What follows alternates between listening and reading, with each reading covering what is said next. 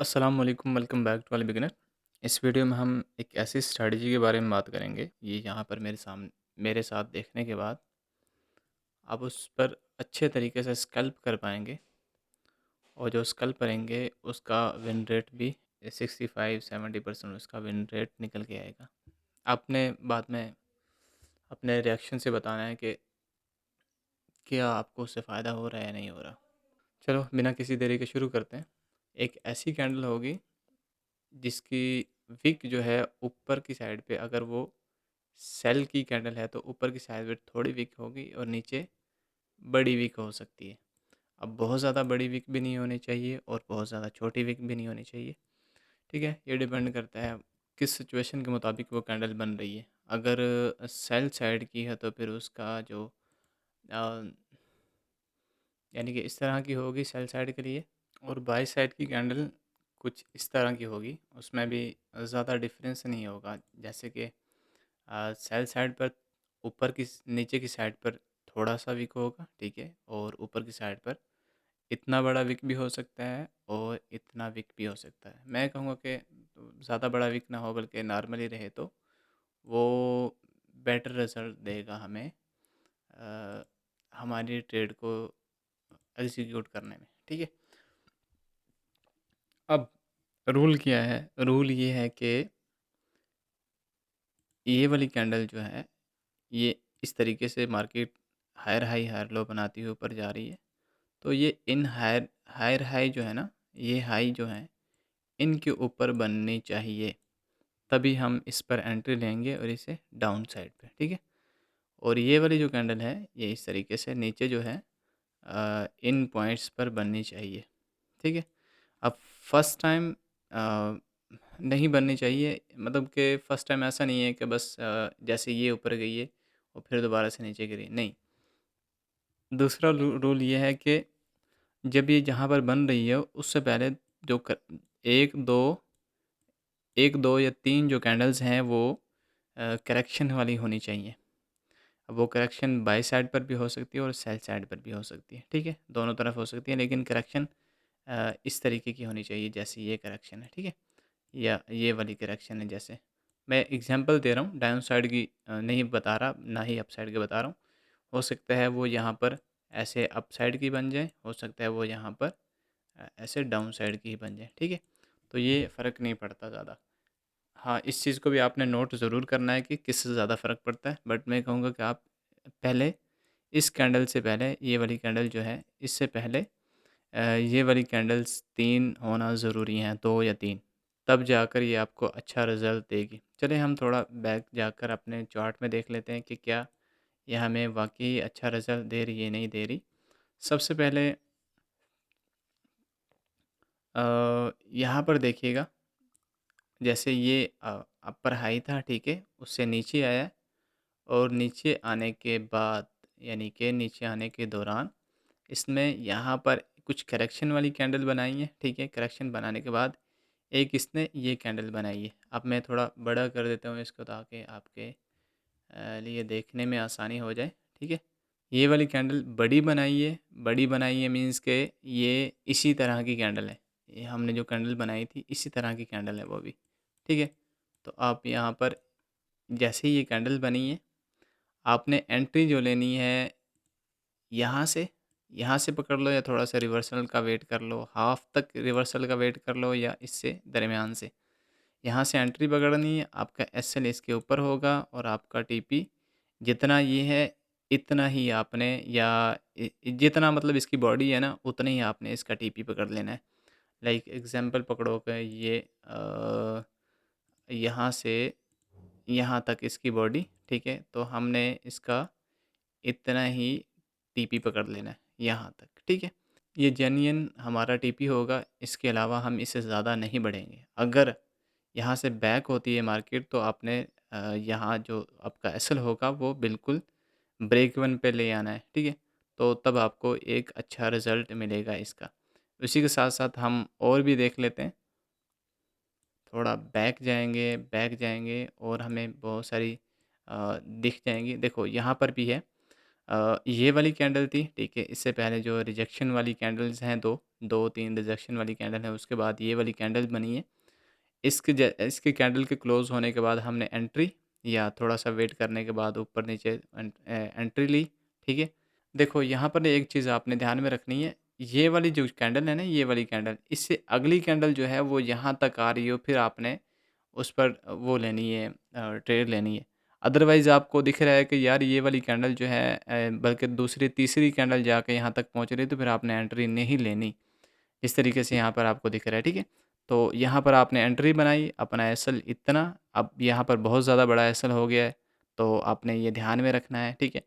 और आप ना जितना यहाँ पर इसने देखो यहाँ से लेकर यहाँ तक इसका बॉडी है, बॉडी टू बॉडी अगर हम यहाँ पर देखें तो बॉडी टू बॉडी गया नहीं है, लेकिन करीब-करीब हमें इतना यानी कि 70% हमें इसका टीपी मिला है, यानी प्रॉफ़िट मिला है, तो ये आपने उठाकर साइड पे होना है। अब एक चीज़ और ध्यान में रखनी है आपने, उसके आगे जो है वो सपोर्ट या रेजिस्टेंस नहीं होनी चाहिए। अब कितनी चीज़ें होगी, पहली तो कैंडलस्टिक हो, ठीक है? नंबर 1 कैंडलस्टिक हो, सही वाली जैसी हमने बताई है इस तरीके की, ठीक है? और नंबर 2 वो टॉप पर हो, ठीक है? टॉप हो या बॉटम हो। नंबर 3 उससे पहले कैंडल्स होनी चाहिए करेक्शन वाली, ठीक है?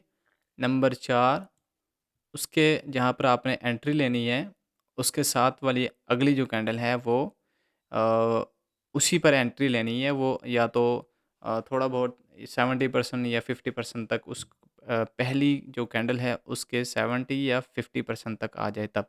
अगर वहाँ से नहीं आ रही, वहीं से आगे जा रही, तो वहाँ पर ही आप एंट्री ले सकते हैं, ठीक है? और नंबर 5 पर है कि आपने जो एंट्री लेनी है, उसका जो टीपी होगा आपका, वहाँ पर आपने देखना है कि वो आगे सपोर्ट या रेजिस्टेंस ना बन रहा हो आगे के लिए, ठीक है? अगर ऐसा बन रहा हुआ, तो वो फिर सपोर्ट या रेजिस्टेंस से एक सपोर्ट लेकर रेजिस्टेंस लेकर उसको रिस्पेक्ट कर जाएगी और आपका फिर आपको नुकसान होगा, ठीक है? तो चलें और देख लेते हैं। अब ये कुछ मौकों पर फ़ेल भी हो सकती है। देखो यहाँ पर अगर हम देखें तो यहाँ पर बेसिकली हम फ़ेल ही कहेंगे इसे, क्योंकि ये अगर हम यहाँ पर एसएल रखते हैं तो फिर ये फ़ेल ही है, एसएल हिंट हंट करके उसके बाद हमारी जो टीपी है उस तक गई है। बट आपने थोड़ा स्मार्ट काम करना है आपने कि जब भी आपने टीपी एसएल लगाना है तो फिर जो जो पिछली वाली कैंडल्स भी है ना उनको भी बीच में ले लेना है। अगर बहुत बड़ा एसएल बन रहा हो तो फिर आपने वो एसएल नहीं लगाना, यानी कि इतना बड़ा एसएल नहीं लगाना, आपने थोड़ा वेट शेड करना है। अगर नहीं मिल रही तो ना लेना, या अगर आपकी एसएल हिट होता है तो यार कभी-कभी ऐसा भी होता है कि ऐसा नहीं है कि कोई भी स्ट्रैटेजी है तो वो 100% विन रेट देती है, ऐसा नहीं होता।